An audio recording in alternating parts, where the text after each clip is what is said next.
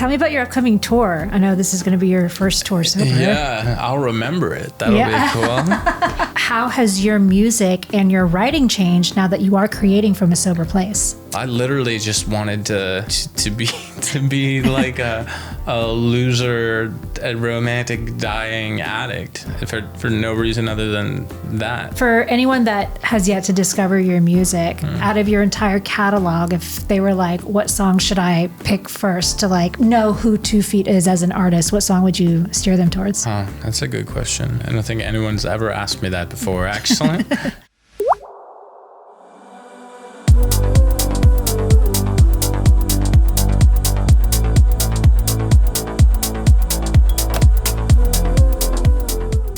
Welcome to another episode of the Spout Podcast. I'm your host, Tamara Dia, and today we are joined by Bill Des, aka 2 Feet. Hello. How did you get the name 2 Feet? Where's that moniker from? There's no important. I think if you look it up, I've given like 10 different stories for it. There's no real importance behind it at all. So why did you choose it? I was creating a bunch of different like aliases to try different sounds out, and that's the one that happened to have like the first few songs blow up on, so I just stuck with it. You're like, all right, I'm committed now. Yeah, pretty much that simple. Yeah. What's your favorite excuse that you've given for the name? Oh, I've given so many that I got it out of like some elegant, like complicated book or perceived reading of Ulysses or something. Just, yeah, I'm sure all lies. Like, we'll go with the one that sounds the best. Yeah, exactly. Well, congratulations. You recently released the 5-track EP, Songs for February. Tell me about this EP. This EP is part of a series of EPs that I'm just putting out over the course of this year and the end of last. And it's... I'm trying to figure out a new way of how do I phrase this? Remember how I just told you I had started a bunch of various projects, and that's how I got the name with 2 Feet, because that sound stuck. Well, every so often I want to like change how I sound, but I don't want to. I keep the core elements of me, but I want to like adjust, and the best way to do that is you can't create in a vacuum, is creating a lot and putting it out there. So these EPs I'm putting out and sort of judging feedback on fans, and they're kind of helping me structure wherever the next direction is.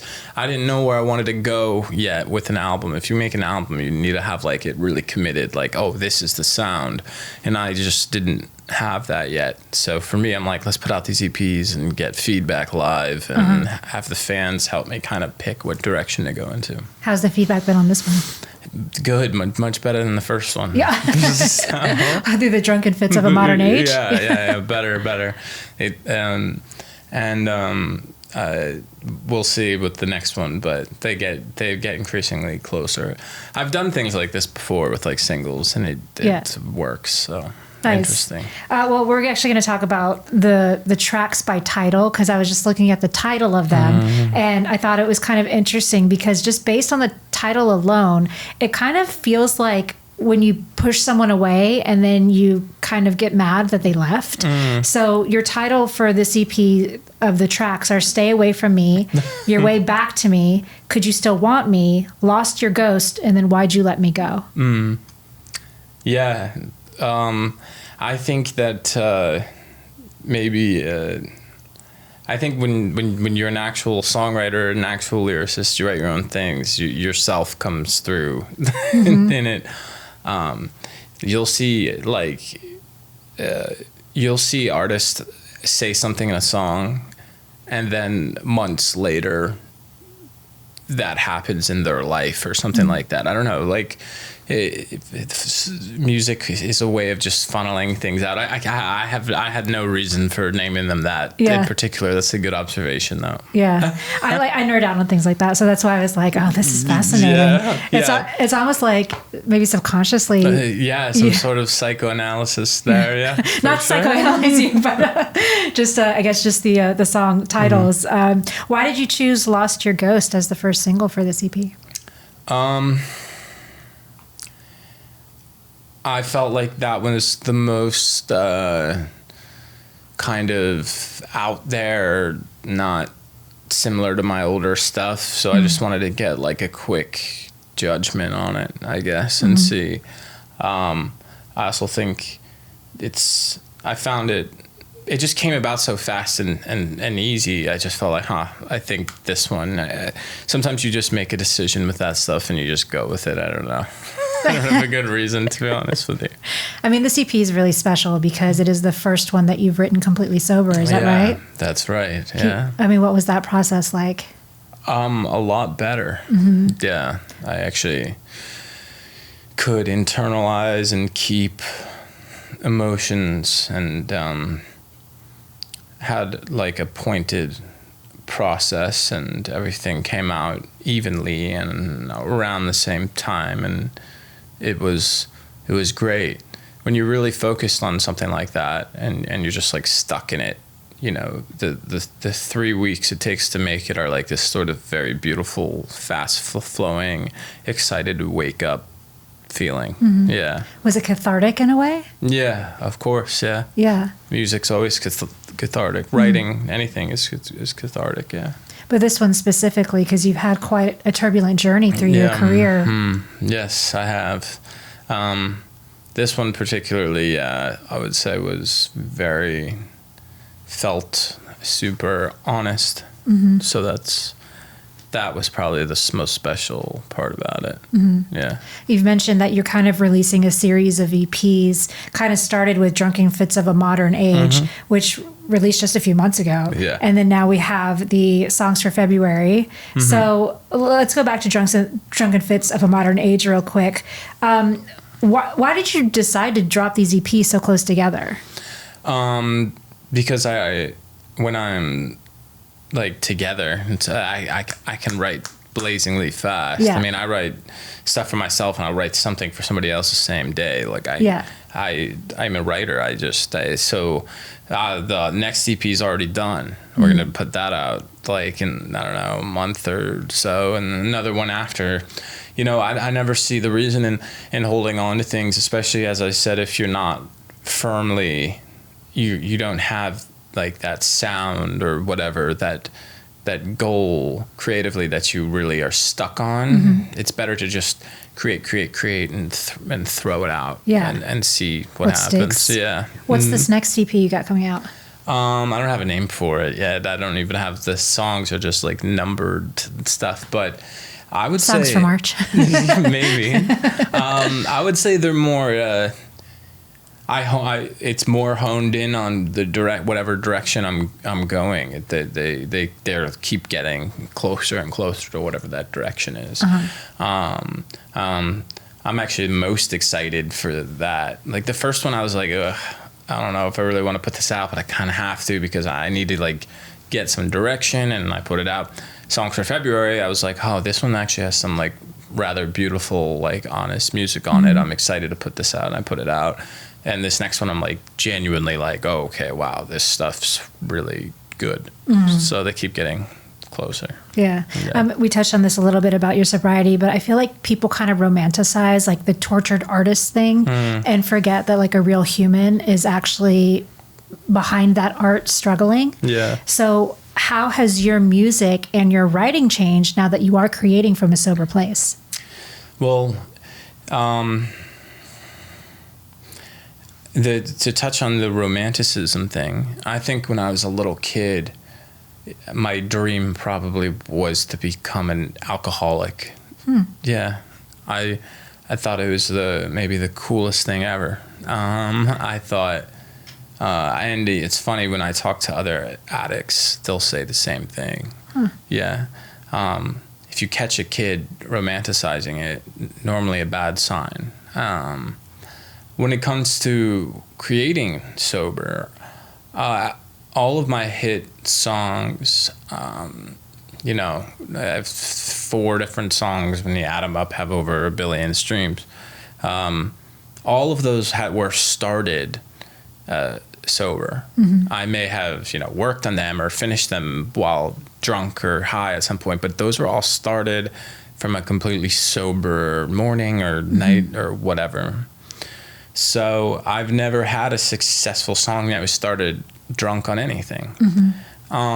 So I think that's something for people, especially if you're a younger kid, to think about. That so, you know, it's like relearning to ride a bike. But the music, I just know 6 months from now, what I'm writing is going to be even better. You know, that's just how it works. I've been in this business a long time. I've seen careers come up and down while mine has just kept going along. We sell tickets. We put on an amazing show. We sell tickets all over the world. And I'm just patient, just waiting. But writing from a sober place is definitely just feels way better, way better. I think it's also like really fascinating that your biggest hit songs or at least started from a sober place. Yeah, I think that's telling. Yeah, for sure. Yeah. You said when you were growing up, you like wanted that? Like, I mean, why? I don't know. Like, did you see like rock stars growing up and you were like, oh. No, it wasn't even, it was not even like, oh, I have to do that because that'll make me a successful musician. Like that, if it came from that framing, that would be almost like a scheming for success thing, right? Sure, like, oh, I need to do this to be a successful musician. No, it wasn't that at all. I literally just wanted to be like a loser, a romantic dying addict for no reason other than that. That's it. I didn't care. I don't know where that comes from. Again, I am from going to, you know, I do groups and things like that. Whenever I say that, that's a very common thing. People go, oh yeah, I felt that way too. Huh. Yeah. Well, congratulations on your sobriety. Thank you. It's quite the journey. You did, on your social media, you previously stated that doctors told you a year ago that you were going to be dead in a few months. Yeah, they did. About 10 months, a year ago, 3 doctors looked me in the eye at a hospital room and told me I was going to be dead in 3 to 6 months. My liver was failing, my heart was failing, my kidneys were failing. I was a dying alcoholic. Tried to get sober a million times. I even announced it before. Sometimes it stuck for a bit, but never fully. If you knew me the past 5 years of my life, you never knew me at all. Anyway, I'm actually better, and it's like a full restart. I'm actually an adult. And for those who stuck with me, I love you. And for all the new people who will come in the next couple of years as the music gets better and better again, I hope you see this message in the future. Anyone struggling, having any problems, message me or reach out to people or go to AA. It's not worth dying, and you do find peace. I used to laugh at all that. I thought it was some big stupid joke. It's not. Was that like the wake-up call you needed? That wasn't the wake-up call. I had many wake-up calls before that. That was the moment that I felt like it was lifted out of my chest, the desire to drink. I had heard people talk about that for years because I had been trying to get sober for years. I had a million other way more dramatic wake-up calls almost in a way. And I heard people saying, oh, it was lifted out of me, right? And, you know, one of the only cures for addiction that they've shown, one of the only known cures for addiction is to become extremely religious. It's one of the only known cures. It changes the brain chemistry of the person enough where they can actually become sober. So, you know, that didn't happen to me, but something along those lines must have happened to me, because it just felt like it was lifted away. When you have, like, you know, 3 doctors come in, 2 of them are, like, you know, younger than you, and they're like, your liver is about to fail, your kidneys are about to give out. Even if you stop, we don't know how old you'll be able to live. And if you don't stop, there's no way you'll be alive in 6 months, a year, like 0. And that was it. They didn't know me at all. One of the nurses actually did. And she, like, as she was plugging in an IV, she's like, I really like your music. I hope you get better. Oh. And I was like, thanks.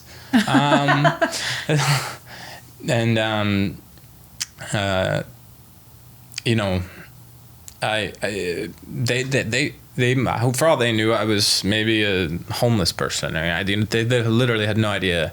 They didn't think I was going to get better. They thought they were telling somebody that, you know, your life's over. Yeah. So that was pretty crazy.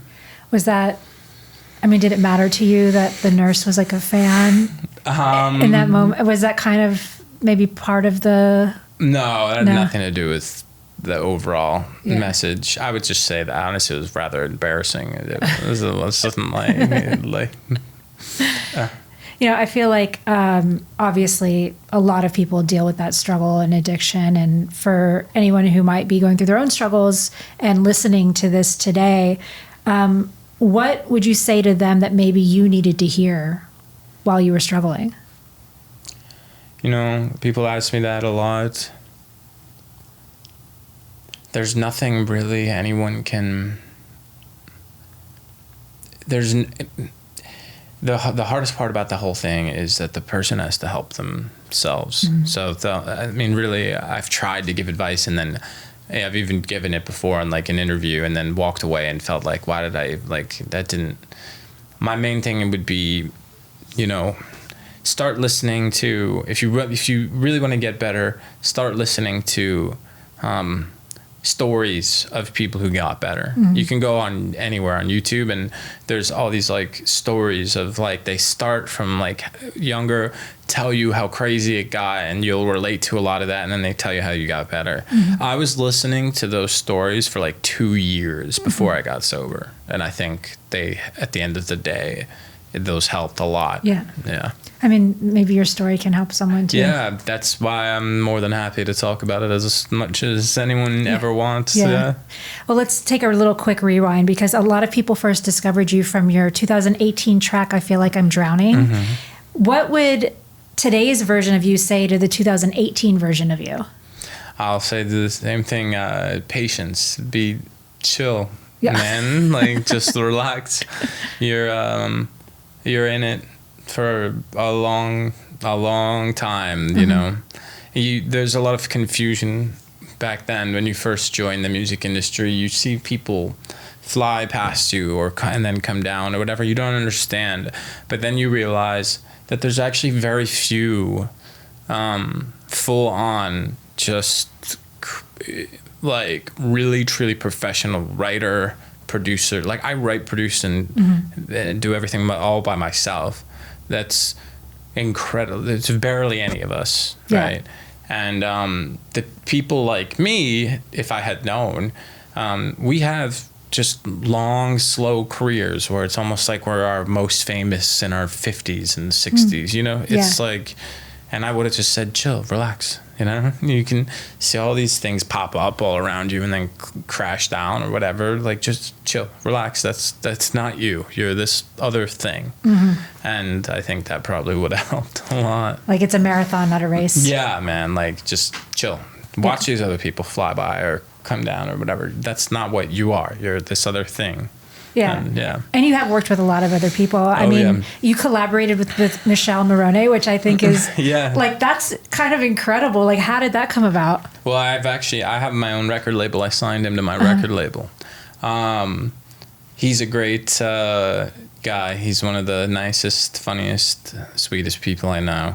And he loved my music. Mm-hmm. And he made a lot of music and put it in some of his early films, you know, the 365 Days stuff, and wanted to work with me. So we signed him to the label, and we've been putting out his music, and he just has a passion for it, and he's just a good friend, and we're more than happy to help distribute and put out his music and help guide him along his way. I mean, for him, I think it's more of just a true just passion. And, you know, obviously his main thing is acting. Sure. But I don't think he'll ever not want to make and release music. He's a creative, wonderful guy. And who else do you have on your label? We've had and have had various people besides him. We have this. We released an EP of music. This girl Beck Louder. She's a great rock singer from New York. This Australian Toby Mai. We've put out a lot of his music, which has done extremely well. And right now we're working on with our friend Brothel, who I bring on tour. With various people, smaller, maybe some smaller artists in many ways, but we're trying to sign people who are like me, I guess, just do it themselves, like self-contained, long-term artists who just stick around and are patient. Yeah. So. You've also worked with Suki Waterhouse on the track On This Love. What was it like working with her? She is wonderful. Yeah. She is super smart and funny and beautiful and great. I consider her a really good friend. She was very sweet to me even while I was like drunk and everything and was trying to help. She's great and truly really talented, which, you know, I get in the room with loads and loads of people and I'd say like 98% of them aren't down. So no, that's a high number. That's 98%. a high number. Yeah. She is though, like to her bones. Yeah. Like yeah. So she's great. It was great making that song with her. I've done some other stuff with her. We'll see if it comes out. I know she's working on another album, and. Yeah, I have the just utmost respect for her as a person and artist. Yeah, she's super talented. I also like, obviously she's with Robert Pattinson. Are you like, I wonder if Batman's listening to the song that I made for Suki? Well, I think so. He seems super creative too. He makes music and, you know, one time she showed me something he like hummed and was playing. He's, I met him briefly at one of her shows in Brooklyn, and he's a very sweet guy too. Yeah. And they're wonderful people. Yeah. So yeah. You got to write a song for him because I mean he's musically inclined too. He is. Yeah. They're a creative couple. Yeah, for sure. Creative force. You mentioned earlier that, you know, in a day you can write a song for yourself and then write one for someone else. So how do you choose what songs that you keep for yourself versus the one that you'll give to another artist? Well, when I write for another artist, it's normally something that would never be for me. So that's not that hard. The real question, I guess, would be, you know, which are the ones I actually put out. I would say probably like 90. If I write 90 songs, probably 3 of them come out because I'm writing like 2 a day, maybe. Yeah. So sometimes more. So yeah, no, I don't know. My record when I'm writing for other people is actually higher. When I start something for them, it normally land it. Yeah. So yeah. Tell me about your upcoming tour. I know this is going to be your first tour sober. Yeah, I'll remember it. That'll be cool. That's exciting. That's exciting. Yeah. Oh, it's great. We're selling, you know, tickets everywhere. I mean, a lot of the cities are almost sold out, or are sold out. I haven't been too up to date, but it starts next week. I am really excied for that. These are going to be like epic quality shows. The amount of effort. The best way for me to put it is, when I came back, we didn't want to do too big the rooms. I didn't want to pressure myself with like, you know, a huge thing. So we're doing like a longer tour of smaller rooms. The show itself is way bigger than the rooms. So like if you're used to going to like, let's say we're playing in, you know, Spokane, right? Or Portland, and you're used to going to that club, that venue, and seeing shows there, you're going to see our show and be like, like the production we have and everything is way bigger than the room on purpose. That's kind exciting. Of. Yeah. So these shows are going to be from a production standpoint and also from a performance standpoint, from my standpoint, actually being able to have full motor skills and singing ability, they're going to be awesome, really great shows. Yeah. Really. From the perspective of an audience member, I know obviously like this is your bread and butter. You want more people in the space, but like being able to, you know, take in someone's art in a smaller room just feels so much more intimate and so much more powerful. I agree. It feels better being on a stage too. Yeah. For anyone that has yet to discover your music, out of your entire catalog, if they were like, what song should I pick first to like know who 2 Feet is as an artist, what song would you steer them towards? That's a good question. I don't think anyone's ever asked me that before, actually.